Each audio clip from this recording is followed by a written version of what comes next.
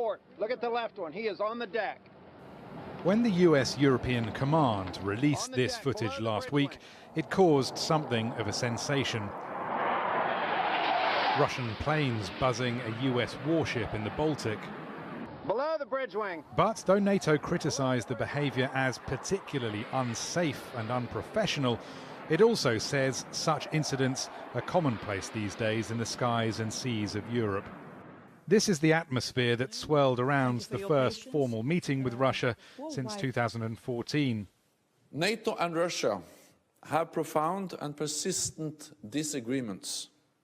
Today's meeting did not change that.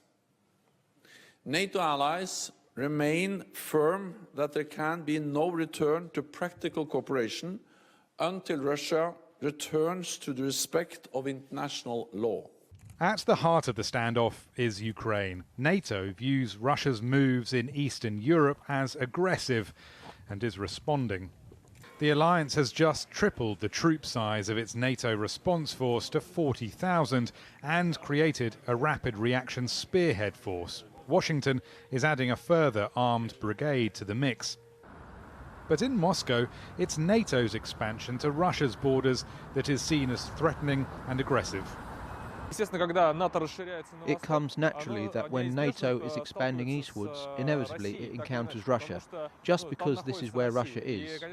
And it's laughable to hear that Russia's undertaking aggressive actions or Russia is expanding its might. All of this doesn't really reflect the reality.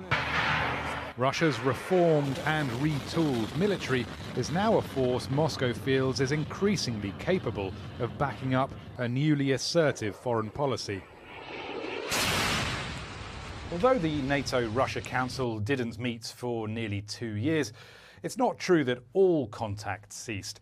NATO insists that political and military communication channels remained open. However, practical cooperation did come to a halt, and it's pretty clear the relationship is at a post-Cold War nadir. For analysts like Dmitry Trenin, alarm bells are ringing. Because Russia and NATO are in a very asymmetrical situation. And Russia would be foolish to try to match NATO dollar by dollar, soldier by soldier. That's a losing battle.